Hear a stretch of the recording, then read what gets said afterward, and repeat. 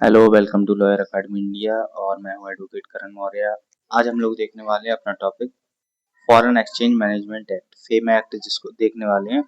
और ये कहाँ पर इम्पोर्टेंट रहता है? ये रहता है हमारा आईबीपीएस एसओ लॉ ऑफिसर के एग्जाम में, और भी जो बैंकिंग से रिलेटेड एग्जाम्स होते हैं उन सब में इम्पोर्टेंट रहता है फेम एक्ट हमारा। ठीक है, तो शुरू करते हैं। हमारा ये क्या एक्ट है, क्या काम करता है? तो फेम एक्ट जो है एक सिविल लॉ है जो कि इंडियन जो फॉरेन एक्सचेंज ट्रांजेक्शन होती हैं, जैसे फॉरेक्स वगैरह हो गया, या फिर और जो फॉरेन में जो भी ट्रांजैक्शन वगैरह होते हैं, तो वो सारी चीजें ट्रैक करता है और उसको क्या करता है, ये रेगुलेट करता है। ठीक है, ये जो है फेरा एक्ट जो आया था ना, उसके रिप्लेस किया है इसने, और उसकी जगह पे ये एक क्रिमिनल लॉ था। जो फेरा एक्ट जो था वो क्रिमिनल लॉ था, लेकिन ये फेम एक्ट है वो एक सिविल लॉ है, बट इसमें स्ट्रिक्ट चीजें डाल दी गई। ठीक है, फेमा का अप्रोच क्या है? रेगुलेट करना, ना कि प्रोहिबिट करना।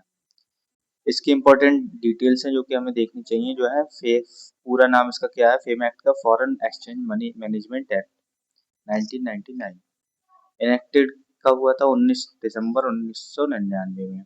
लागू कब हुआ? 1 जून 2000 को। रिप्लेस ने किया फेर एक्ट को, फॉरेन एक्सचेंज रेगुलेशन एक्ट को। रेगुलेटर कौन है हमारा? तो आरबीआई रेगुलेटर है इसका। इन्फोर्समेंट एजेंसी कौन है? ईडी होती, ईडी है, इन्फोर्समेंट डायरेक्टरेट। आपने बहुत नाम सुना होगा ईडी का। एडजुडिकेटिंग अथॉरिटी कौन होती है? अथॉरिटी जो होती है अपॉइंटेड बाय सेंट्रल गवर्नमेंट होती है। अपीलेट ट्रिब्यूनल फीटा होती है, foreign exchange appellate tribunal, now merged with SAT. Nature इसका सिविल लॉ है। वायलेशन का मतलब है सिविल पेनल्टीज होती है, ना कि criminal by default. Total section इसके 49 हैं और 3 शेड्यूल्स हैं इसमें।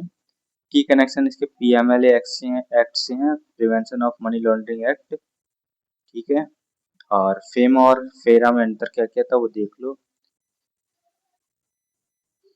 नेक्स्ट हमारा इसकी प्रमुख परिभाषाएं क्या है? फेयर एक्ट में जो दी गई, फॉरेन एक्सचेंज का होता है तो फॉरेन करेंसी हो गई, फॉरेन सिक्योरिटीज होगा, बिल्स होगा, ड्राफ्ट होगा, टीसीज हो गई, ये सारी चीजें होती है फॉरेन एक्सचेंज में आ जाती हैं। फॉरेन करेंसी का होती है किसी भी अन्य कंट्री की जो इंडिया से बाहर है, उन सब की जो भी करेंसी होती है वो फॉरेन करेंसी कहलाती है। पर्सन तो हमें पता ही है, इंडिविजुअल हो गया, हिंदू अनडिवाइडेड फैमिली हो गई, कंपनी हो गई, फर्म हो गई, ये सारी जो होती हैं आर्टिफिशियल पर्सन, वो सारे पर्सन में ही आते हैं। पर्सन रेजिडेंट इन इंडिया मतलब जो इंडिया में रहता है वो। पर्सन रेजिडेंट आउटसाइड इंडिया, जो आउटसाइड ऑफ इंडिया रहता है वो ऑथराइज्ड पर्सन, आरबीआई से ऑथराइज्ड बैंक होता है। मनी चेंजर या एफएम, एमसी एक्सेट्रा में जो फॉरेक्स डील कर सके वो होता है।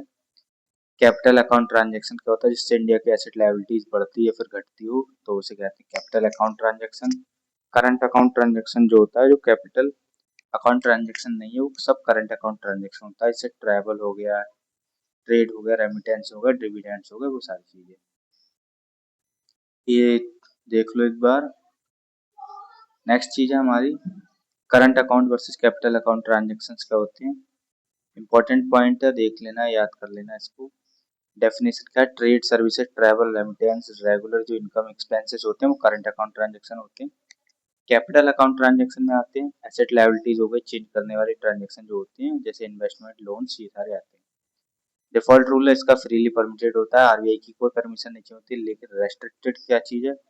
कैपिटल अकाउंट ट्रांजैक्शन रेस्ट्रिक्टेड होता है, आरबीआई या फिर गवर्नमेंट की परमिशन चाहिए होती है।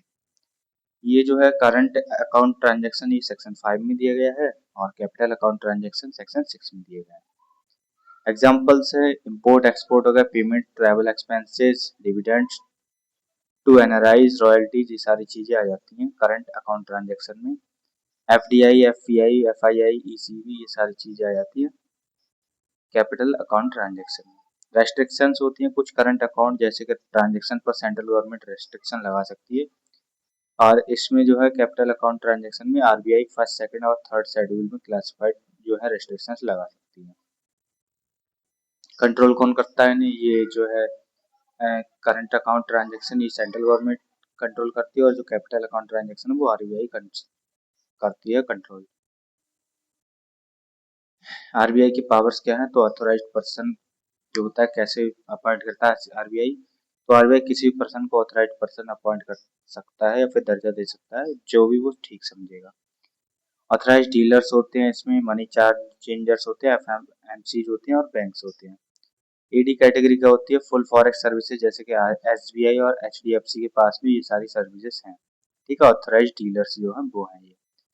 ऑथराइज डीलर की कैटेगरी 2 है लिमिटेड सर्विसेज, जैसे थॉमस कुक हो गए, ये सारे हैं ऑथराइज डीलर्स सेकंड। एफएफएमसी होती है फुल फ्लैश्ड मनी चेंजर्स, जैसे नोट्स और टीसी एक्सचेंज कर सकते हैं, ऐसे लोग होते हैं। ऑथराइज्ड पर्सन आरबीआई के डायरेक्शन फॉलो करने के लिए बाउंड होते हैं। ठीक है, आरबीआई का power to issue direction, RBI जो है डायरेक्शन कैसे इशू कर सकता है? तो आरबीआई किसी जो ऑथराइज्ड पर्सन होते हैं, डीलर्स होते हैं, उनको डायरेक्शन इशू कर सकता है,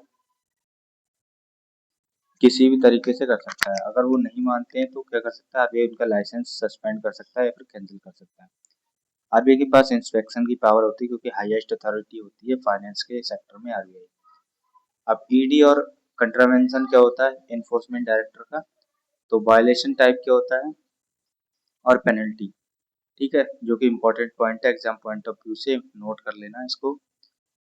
फेमा प्रोविजन का वायलेशन अगर कोई करता है तो पेनल्टी अप टू 3 टाइम्स होती है the sum involve up to 2 lakh. ठीक है, अगर जो सम अगर इन्वॉल्व है तो जो है 3 टाइम्स तक उसकी जो है पेनल्टी हो सकती है। कंटिन्यूइंग वायलेशन करता है तो एडिशनल रेज 5,000 per day after first day of violation होता है।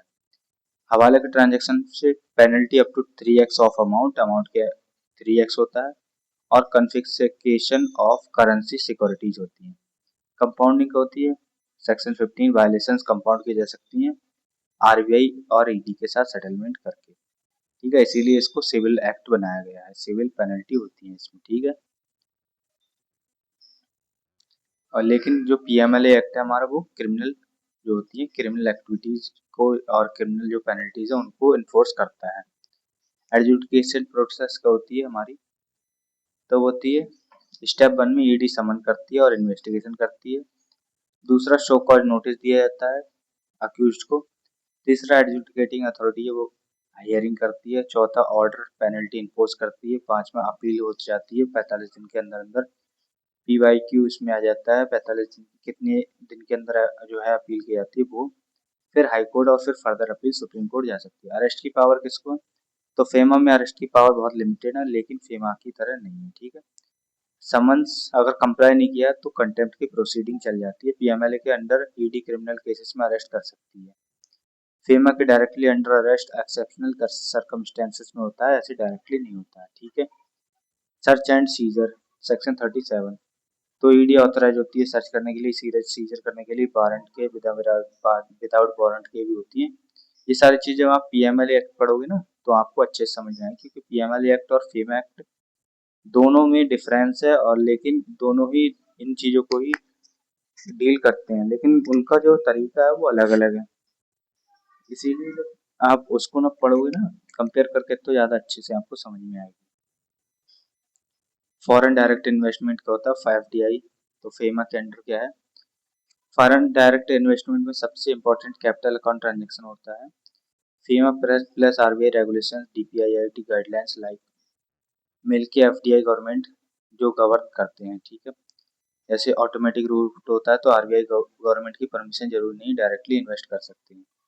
एग्जांपल मैन्युफैक्चरिंग हुआ, आईटी, फार्मा, इन सब सेक्टर में गवर्नमेंट का रूट जो होता है अप्रूवल रूट होता है। डीपीआईआईटी रेलिवेंट मिनिस्ट्री की प्रायर अप्रूवल जरूरी है, जैसे कि डिफेंस में अब 74% अगर ज्यादा करते हैं, तो ब्रॉडकास्टिंग में, प्रिंट मीडिया में, मल्टी ब्रांड रिटेल में।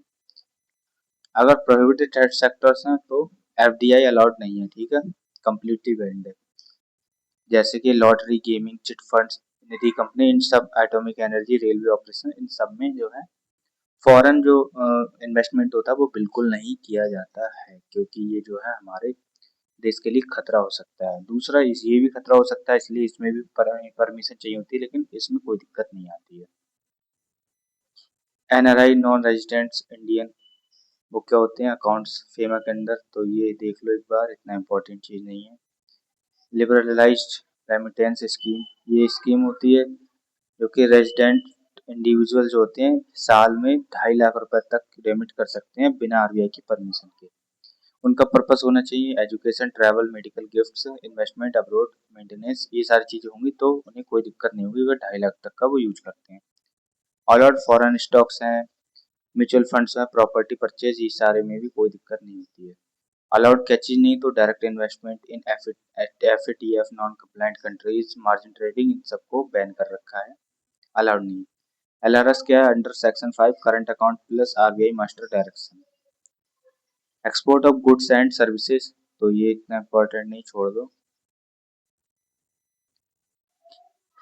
ये मैंने सारे इम्पोर्टेंट सेक्शंस और उनकी डेफिनेशन वगैरह डाल रखी हैं, देख लेना।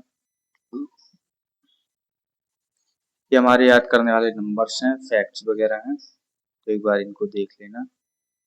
और ये हमारी एमसीक्यू प्रैक्टिस है ताकि हम लोग इसका जो है रिवीजन अच्छे से कर पाएँ और हमें सारा का सारा एक्ट जो है रिवाइज हो जाए एक अच्छी तरीके से। ठीक है, तो शुरू करते हैं अपना रिवीजन।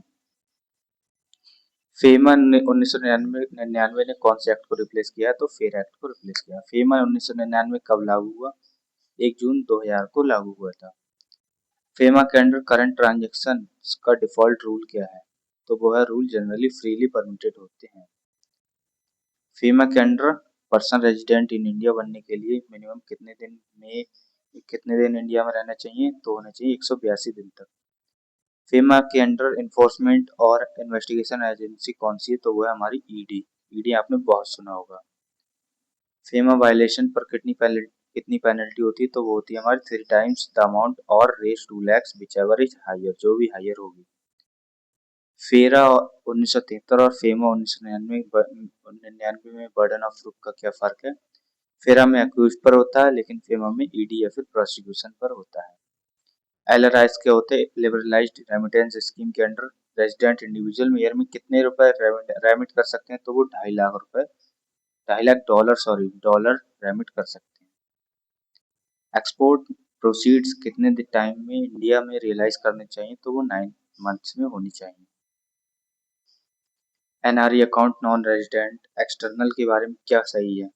तो टैक्स फ्री इन इंडिया होता है, फुली रेपेट्रिएबल होता है। कैपिटल अकाउंट ट्रांजैक्शन कौन रेगुलेट करता है? तो हमारा आरबीआई करता है।